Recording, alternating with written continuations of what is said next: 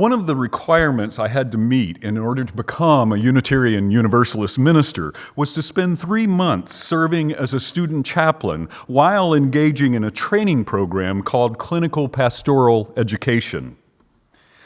I did my student chaplaincy at Brackenridge Hospital, which was the former public hospital and trauma center here in Austin. It's been torn down and replaced since then.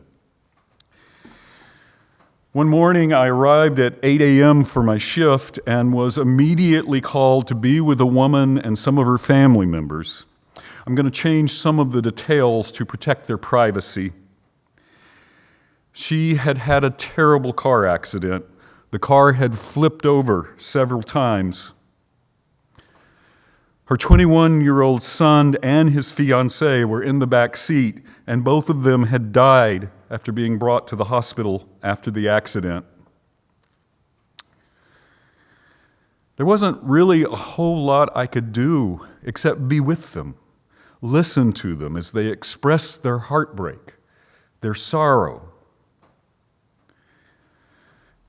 After a couple of hours, they gathered themselves to leave the hospital. As I was walking them out, the mom turned to me and said, "At least they both went together. At least they got to find out what it feels like to fall in love."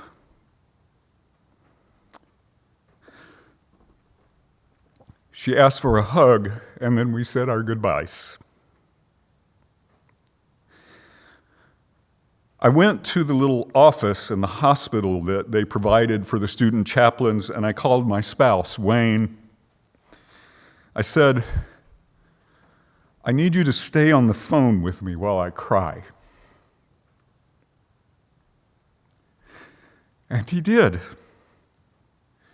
And that must have been so hard for him because there wasn't really any conversation. It was just me sobbing and him occasionally saying, "I'm here. I'm still with you."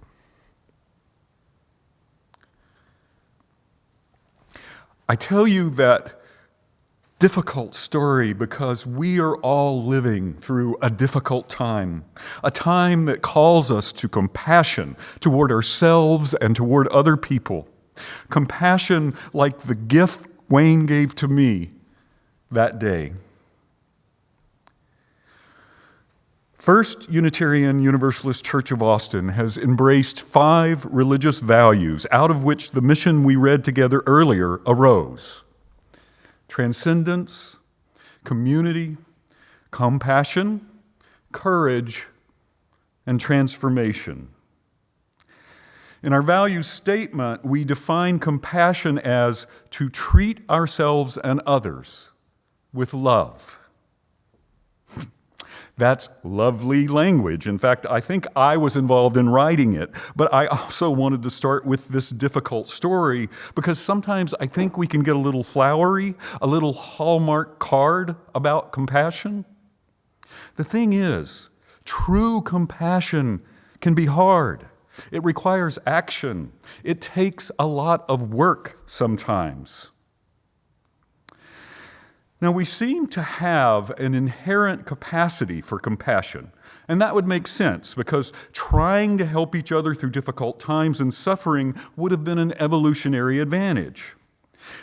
But we also have to know that, as Joan Halifax, Zen Buddhist teacher, author, and civil rights activist outlines, we also have traits that we have to work past because they are the enemies of our compassion. One of them is pity. There is an element of inequality, of feeling sorry for and looking down on others in pity that can keep us from joining them in compassionate action. Pity and compassion are not only not the same, pity stifles true compassion. Another is fear. Fear shuts down our ability to empathize and take action regarding the suffering of other people. And then there's self-righteousness. Again, there's an inequality, a judgmentalism with righteousness that prevents us from engaging with compassion.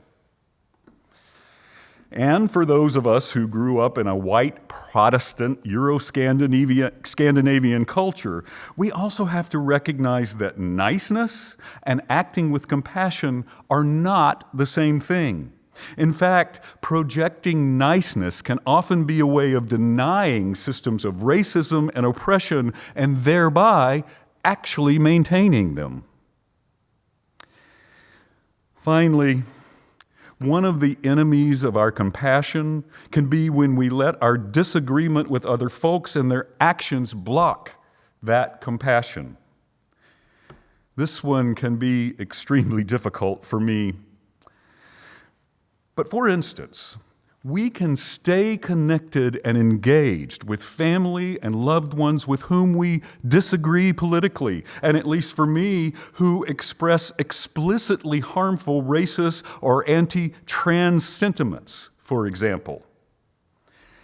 I recently had to have a difficult conversation with someone I love about how the fact that someone did something wrong doesn't make it okay for the police to kill them. The police are not supposed to be the judge and the jury also. As Lutheran minister and author Nadia Bolz-Weber put it, I believe that having compassion for others is not the same as saying the harm that they cause is okay. Empathy is not exoneration. So, those are some of the ways our compassion can get blocked, but then we have to ask ourselves, how do we cultivate our compassion? How do we expand it? Well, I think we start by directing it toward ourselves. In this difficult time especially, I think we have to give ourselves a lot of forgiveness and even maybe admiration. One study I read about just had folks spend 1 hour listing out all for which they were responsible and everyone who depended upon them for one thing or another. At the end of the hour, almost universally, people said some version of, "Wow, I'm actually pretty awesome." Practicing metta meditation, like the loving kindness meditation we did together earlier, also actually does increase our compassion in our daily lives in general. And another study found that making a conscious effort to be aware of and engage with other people that we might not always be likely to can cultivate compassion also. The study found that just being intentional about noticing and engaging with, for instance, the cashier at the supermarket, raised people's levels of compassion. And several studies have found that valuing our differences while also trying to find commonalities inspires our compassion. One study paired people of different races together and had them clap their hands to a song. However, one of the two people in the pairs was not actually a research subject, but a plant by the researchers. In half the pairs, the researchers' plant clapped in unison with the actual subject, but in the other half of the pairs, they clapped on the opposite beat. Afterwards, the researchers' plants pretended to trip and fall and need help.